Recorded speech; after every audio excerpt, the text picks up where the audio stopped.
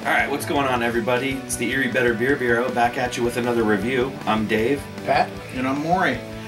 Today we got a new brewery-only release from Brew Gentlemen out of Braddock, PA, just a little bit south of Pittsburgh.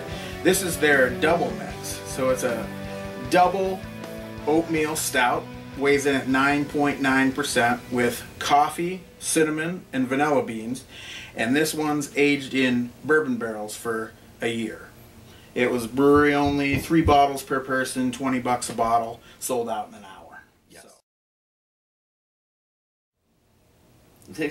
It's a coffee bomb. Yeah. There's a vanilla sweetness. I do get vanilla bourbon. and I do get cinnamon. Yeah. Oh yeah. Wow. Yeah, that cinnamon keeps I got coming. way more on the second time around. It's coming forward there. I think coffee is just such a bold flavor. It's just the first one that jumps out at you. When you do a coffee beer right, I like them when they jump out at you like this. You know.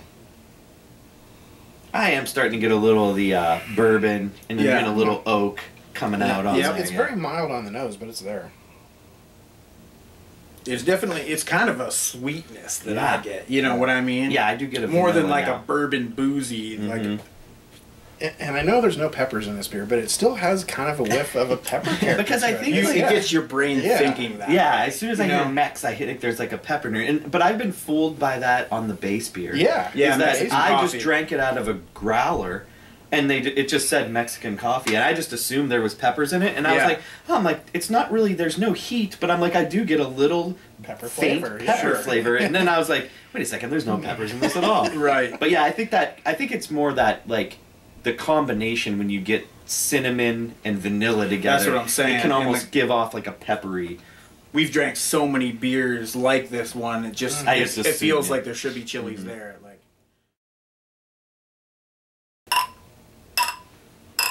Cheers.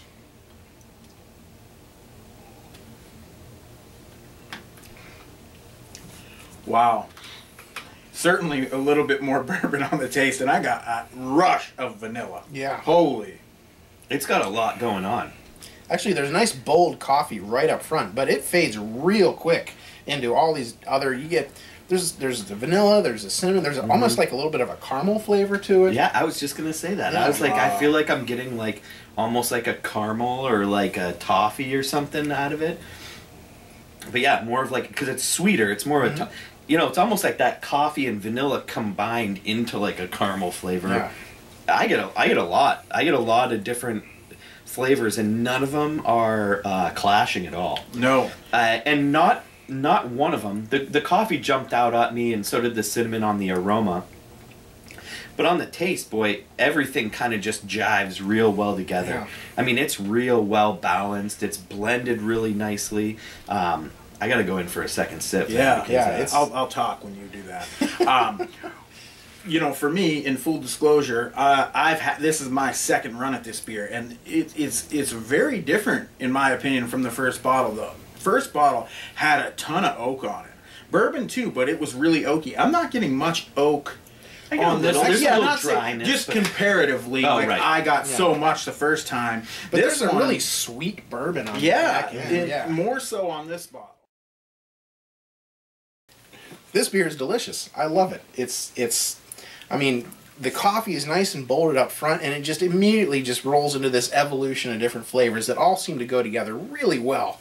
You got this vanilla, you got this cinnamon, you got this kind of caramely butterscotch flavor, you got this dry wood on the back end, and there's just real touch of sweet bourbon that just rounds it all out on the back end. It's delicious. And I'm slowing myself down drinking it because I'm going to throw it down as soon as the camera stops. I love this beer. The only thing it could have is a little more body, but I don't care because the flavor's great. I give it a 4.75 out of 5. I love it. It's delicious. Yeah, I'm a few ticks less on my score. I'm sitting at about a 4.25, but I'm leaning in the direction of 4.5. Some things that here's what I'm noticing. Every sip is so good. The flavors are really on point. But for how good they are, something about me wants something more. Like I want like a differentiating flavor. For me, I think that flavor could be the cinnamon if it was like dialed just that little bit. I think for me, like the the vanilla is like making it a little sweet. Or when I hear Mex, I like want a pepper in it. I do, and I know that's not what they wanted because that's not their recipe. But like out of that, that's kind of like what I'm wanting. But and I definitely could use a more body on it. The more I'm drinking it, it is a touch thin for what I want out of a barrel-aged Imperial Stout. But I'll tell you what, I get a good amount of bourbon. It's not overwhelming. A nice oak dryness. And I do get flavors that aren't in there. I get some chocolate, and I get that caramel out of there. So yeah, it's at a 4.25, and you know, boy, I'm splitting hairs on this. But yeah, it's on its way to a 4.5 for me. But I'm going to stick at 4.25.